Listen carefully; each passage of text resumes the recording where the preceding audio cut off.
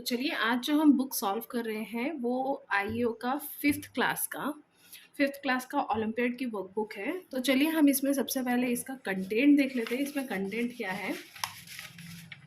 तो कंटेंट यहाँ पे प्रोवाइडेड है आपको कि आपको यहाँ पे टोटल कितने चैप्टर्स आएंगे। 15 चैप्टर्स आएंगे।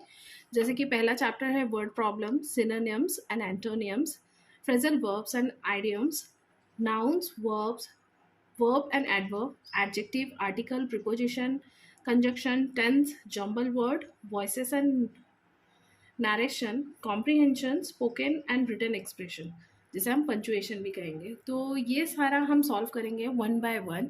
विद इन 15 डेज हम इसे पूरी तरीके से कंप्लीट करेंगे। तो आज सबसे पहले हम जो चैप्टर करने वाले हैं वो वर्ड पावर है, जो पेज नंबर 5 में अवेलेबल है। ओलंपियाड से रिलेटेड बहुत सारी चीज़ें आपको यहाँ पे कंटेंट से पहले बताई गई है, आप वहाँ जाके गो थ्रू कर सकते हैं।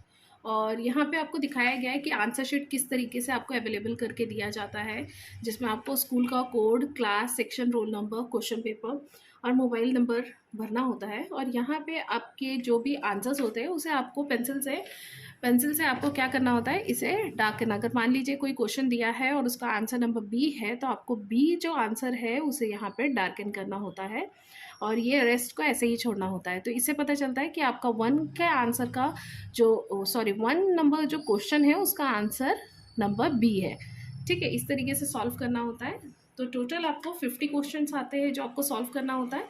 तो चलिए हम चैप्टर वाइज इसे स्टार्ट करते हैं। तो पहला चैप्टर है हमारा चैप्टर 1 वर्ड पावर। वर्ड मतलब शब्द और पावर मतलब उसकी ताकत, शब्दों की ताकत, इस तरीके से समझ लीजिए आप। और इसमें आपको क्या करना है, कुछ वर्ड्स दिए जाएंगे और उसमें आपको जो करेक्ट है उसे स्पेल्ट करनी है, मतलब करेक्ट वर्ड को आपको टिक मार्क करनी है। तो यहाँ पे मैं आपको क्या करने वाली हूँ, डायरेक्ट आपको मैं आंसर बताने वाली हूँ और उसके साथ जो करेक्ट वर्ड है उसे मैं डायरेक्टली टिक मार्क करके उसका मतलब आपको समझा दूंगी, उसका मतलब क्या होता है। तो उससे आपको इजी हो जाएगा समझने में। तो चलिए हम पहले से स्टार्ट करते हैं। तो नंबर 1 का आंसर होगा नंबर सी। नंबर सी इसलिए क्योंकि आर्किटेक्चर की स्पेलिंग ये करेक्ट है और ये सब गलत है। और आर्किटेक्चर का मतलब होता है दोज पर्सन हु कंस्ट्रक्ट और डिज़ाइनर बिल्डिंग। जो डिज़ाइनर बिल्डिंग बनाते हैं उन्हें हम आर्किटेक्चर कहते हैं। नंबर 2 का आंसर होगा मैनीक्वीन। मैनीक्वीन मतलब आप देखे होंगे जब आप कपड़ों की दुकान में जाते हो तो वहाँ पे जो स्टैचूज होते हैं उन्हें जो कपड़े पहनाए जाते हैं तो वो स्टैचूज को मैनीक्वीन कहा जाता है। ठीक है। क्वेश्चन नंबर 3 का आंसर होगा number A, that is the plagiarism. Plagiarism का मतलब होता है कॉपिंग अनदर, मतलब जो लोग दूसरों को कॉपी करते हैं उसे हम प्लेगरिज्म कहते हैं। नंबर 4 का आंसर होगा स्लॉटर। स्लॉटर का मतलब क्या होता है, जो एनिमल्स को मारते हैं खाने के लिए तो उसे हम बोलेंगे slaughter. He is such a slaughter person, तो उसे हम कहेंगे स्लॉटर। और स्लॉटर की स्पेलिंग है SLAUGHTER, स्लॉटर। तो ये सारे स्पेलिंग गलत है। ओके। क्वेश्चन नंबर 5 का आंसर होगा number A, that is the negligence. Negligence का मतलब होता है लैक ऑफ केयर, मतलब जो किसी चीज़ में ध्यान नहीं देता या फिर केयरलेस होता है उसे हम नेग्लिजेंस कहते हैं। तो ये सारे स्पेलिंग गलत है। नेग्लिजेंस की स्पेलिंग ये सही है NEGLIGENCE, नेग्लिजेंस। ओके। अब क्वेश्चन नंबर 6 जो है उसका सही आंसर है सोफिस्टिकेटेड होना चाहिए। तो सोफिस्टिकेटेड आंसर जो है वो है number D. Number D is the sophisticated. तो उसका मतलब होता है कॉम्प्लिकेटेड, मतलब जिसे मतलब कोई कोई चीज़ होता है ना बहुत कॉम्प्लिकेटेड करके रखते हैं, हमें समझ में नहीं आते, मैथ्स के कोई सम हो जाए तो बहुत सोफिस्टिकेटेड हो जाते हैं हमारे लिए, तो उसे हम बोलेंगे सोफिस्टिकेटेड। और उसका सही आंसर है SOPHISTICATED, सोफिस्टिकेटेड। क्वेश्चन नंबर 7 का आंसर होगा नंबर सी, ये है कोहेरेंट। कोहेरेंट का मतलब होता है COHERENT।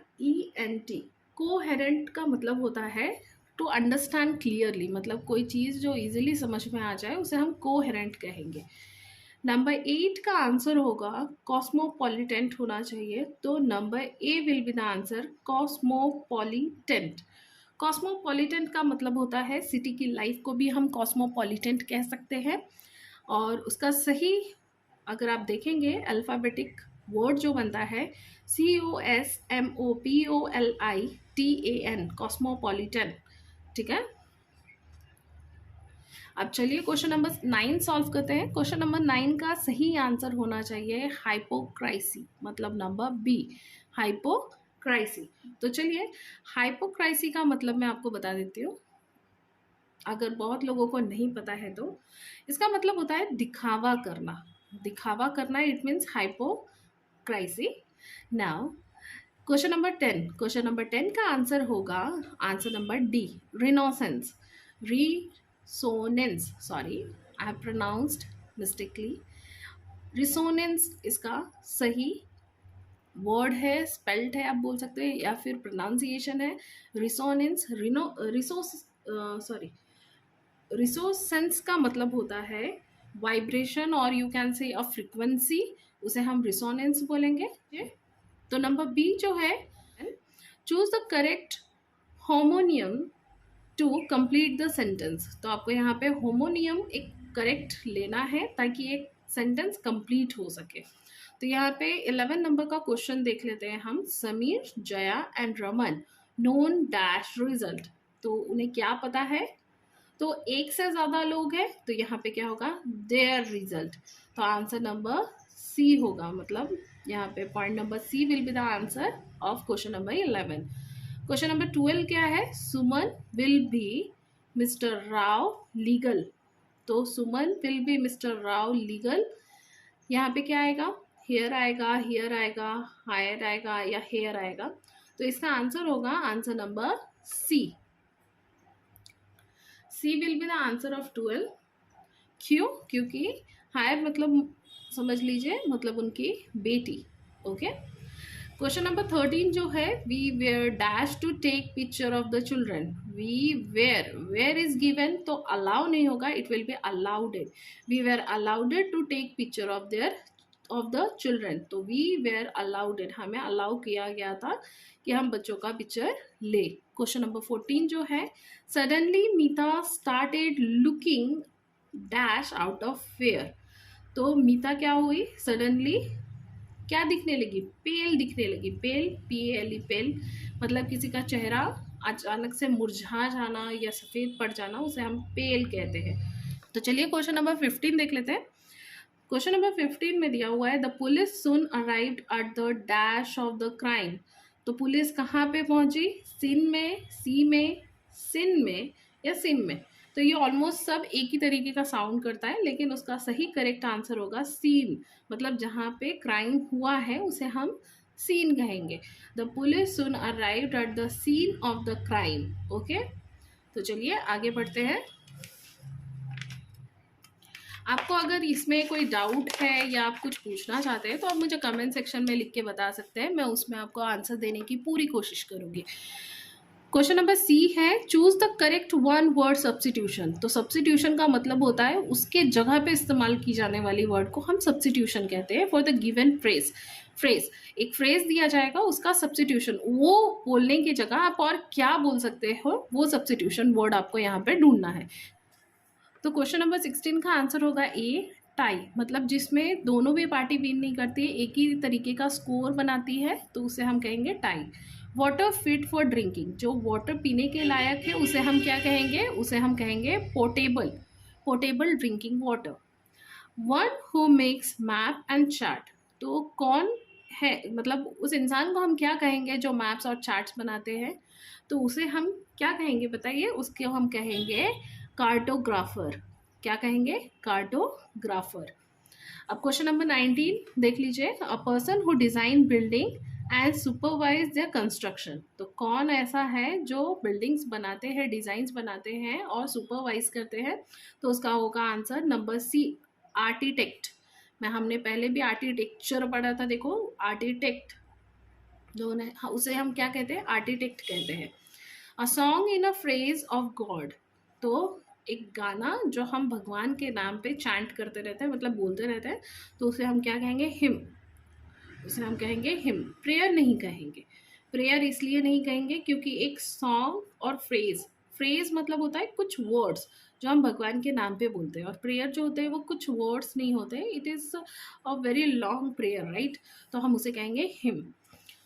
आप देख लीजिए, दूसरा है हॉट्स, जिसे आर्चिवर्ड सेक्शन यहाँ पे दिया हुआ है, और इसको भी हम सॉल्व कर लेते हैं।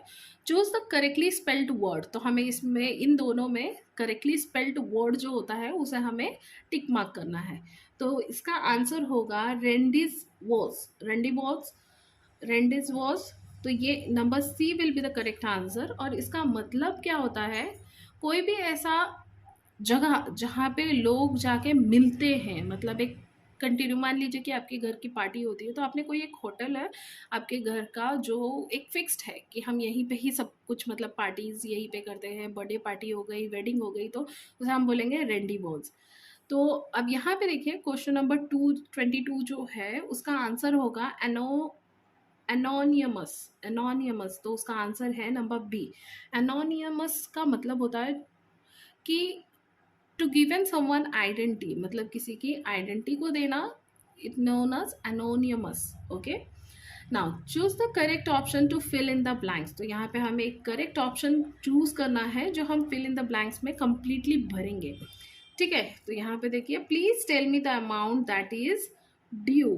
ड्यू, तो यहाँ पे ड्यू है, तो ये सुबह वाला ड्यू है, देख लीजिए, सुबह जो ओस पड़ता है ना उसे भी हम ड्यू कहते हैं। डू है, नन ऑफ दिस है, ड्यू है, तो ये वाला आंसर सही है, डी यू ई, ड्यू। ठीक है, Raman, this velvet dash look really nice to on you. तो सूट है, सूट है, सूट है, सूट है, शूट है, तो इसमें सबसे सब एक ही तरीके के प्रोनाउंस होते हैं, लेकिन जो सुइटेबल वर्ड है वो है number B, SUIT, suit. Okay, really suits you, मतलब रमन आपको ये जो वेलवेट वेलवेट है, this velvet looks really nice on you. तो a person who has no believe, 25 number देख लीजिए, a person who have no believe in God, एक ऐसा इंसान जिसे भगवान पे भरोसा नहीं हो या वो भगवान को नहीं मानता हो, तो उसे हम क्या कहेंगे? उसे हम कहेंगे एथियस्ट। एथियस्ट का मतलब होता है जो भगवान पे भरोसा नहीं करते हैं। ईगोइस्टिक मतलब जो थोड़ा घमंडी हो। इमोरल मतलब जिसमें कोई समझ ना हो। ठीक है, तो ये सारा नहीं आएगा, एथियस्टिक विल बी आंसर। तो यहाँ पे देख लीजिए, आपको यहाँ पे टोटल 25 क्वेश्चन है जो आपने सॉल्व किया है, तो आपको डायरेक्टली यहाँ पे बताया जा रहा है कि आप HB का पेंसिल का इस्तेमाल कीजिए, और यहाँ पे जो आंसर्स है, जैसे कि मान लीजिए 25 का आंसर नंबर ए है, तो 25 नंबर का आंसर नंबर ए को मैं इस तरीके से डार्कन कर दूंगी। तो ये हमें सबमिट करना होता है वहाँ पे, और ये क्वेश्चन आपको घर ले जाने के लिए दिया जाता है, तो ये आपको सबमिट करना होता है। तो ये करते समय ध्यान से कीजिएगा। जैसे कि क्वेश्चन नंबर 24 का आंसर है नंबर बी, तो मैं यहाँ पे नंबर बी को ऐसे डार्कन कर दूंगी इस तरीके से। तो ये चीज़ आप बिल्कुल मत भूलिएगा। तो चलिए, आपको पहला चैप्टर समझ में आया कि नहीं मुझे कमेंट सेक्शन में बताइए, और अगर आप हमारे चैनल में नए हैं तो चैनल को सब्सक्राइब करना बिल्कुल ना भूलें। तब तक के लिए चैनल पे बने रहे, और मैं जल्द ही आपके लिए चैप्टर 2 अपलोड कर दूंगी with in a day. Okay, तब तक के लिए बाय।